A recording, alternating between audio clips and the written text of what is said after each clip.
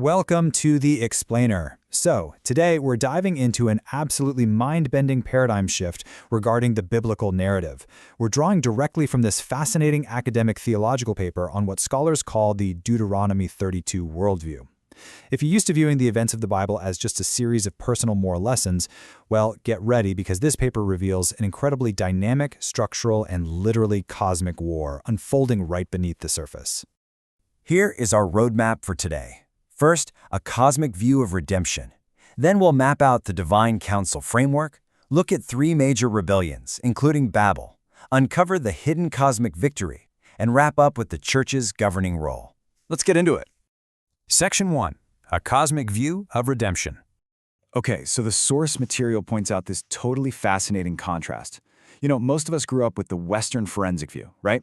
That's the idea that the gospel is essentially a private, legal arrangement resolving our individual guilt so we can be forgiven by God. And hey, the author makes it super clear that this is valid. It's absolutely true. But actually, scratch that. It's more like it's just one single facet of a massive glowing jewel. The wider canonical picture, it operates on this cosmic territorial view. It's literally a colossal war to reclaim disinherited nations from hostile governing powers. I really hadn't realized just how vast the scope of this was. Moving on to Section 2, the Divine Council Framework. To wrap our heads around this, we have to look at the invisible structure ancient writers just assumed the world operated within. There's a strict hierarchy in the Divine Council. Right at the top, obviously, is Yahweh, the uncreated, absolute sovereign creator. But check out this middle tier, the B'nai Elohim, or Sons of God. Now, these guys aren't just running errands. They are high-level governing authorities. Think of them as cosmic territorial administrators. It's only down in the third tier that we get the Malachim, the angels, your traditional messengers, carrying out specific, task-oriented errands. So ancient writers totally distinguished between those powerful middle-tier governors and the bottom-tier messengers. Which brings us to Section 3, Three Rebellions and Babel. We're looking at a compounding timeline of tragedy here, and it kicks off in Eden. A divine being, the Nakash, the serpent, subverts humanity's mandate to rule the earth. But man, it doesn't stop there.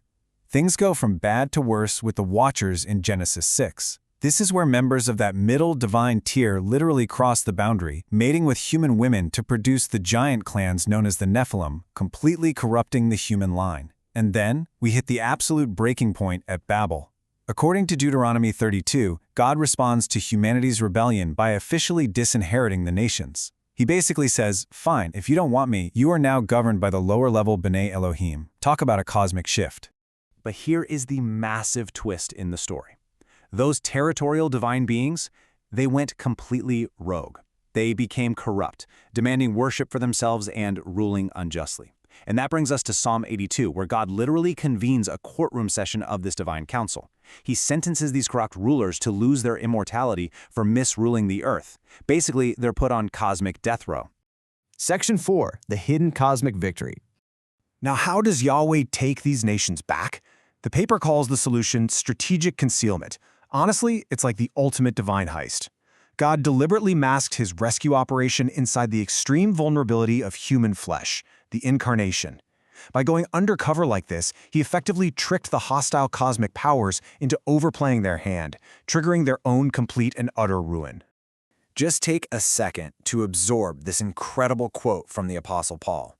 When he drops the phrase rulers of this age, he isn't just talking about human politicians like Pilate. No way. He's talking about those corrupt B'nai Elohim. They unwittingly triggered their own legal disarmament. See, their ultimate weapon of control was death, and by using it against Jesus, who had absolutely zero sin and owed death no debt whatsoever, they shattered their own legal power. A total backfire. The paper maps out this tactical strike, and it happens incredibly fast. First, Christ's earthly ministry. It wasn't just him wandering around being nice. Those exorcisms were a calculated opening assault, physically invading enemy space.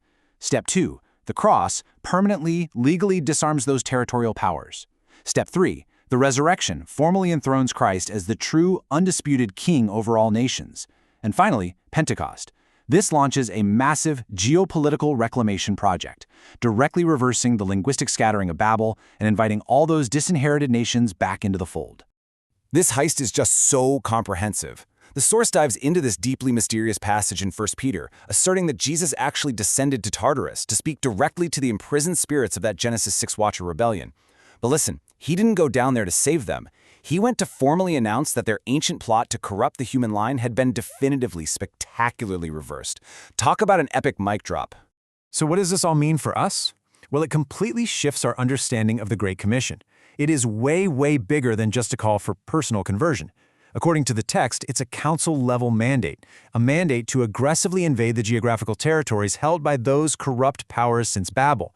Think about it. Every single time someone embraces the gospel, a tiny piece of territory is legally transferred right out of the domain of darkness and back into the Son's reclaimed kingdom. It's an ongoing cosmic ground war. Section 5. The Church's governing role. Okay, so the author points out this absolutely crucial theological tension. We have the already and the not yet. In the already column, the hostile powers were legally stripped of their authority at the cross. On paper, their reign is over. Done. But over in the not yet column, they haven't been physically evicted from the battlefield quite yet. Their operational resistance is still happening, which means the church today is operating in actively contested territory, tasked with enforcing a victory that's already in the bag. Which naturally leads us to a massive, glaring structural question.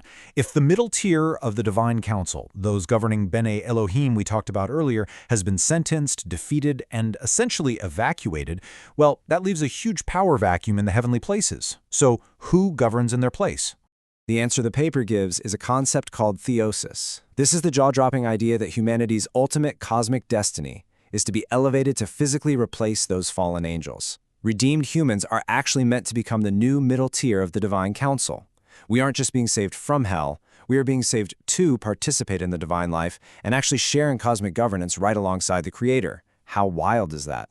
This is what we call the fully restored imago Dei, the image of God. And honestly, it perfectly explains why the Apostle Paul just offhandedly mentions to his readers that believers will one day judge angels. It's because redeemed humans are meant to be co-rulers with Christ. We're restoring that original global mandate from Eden that got lost in the very first rebellion. We are literally taking the seats that the corrupt rulers forfeited. And this entire incredible saga only concludes when the final enemy, death itself, is completely, totally abolished.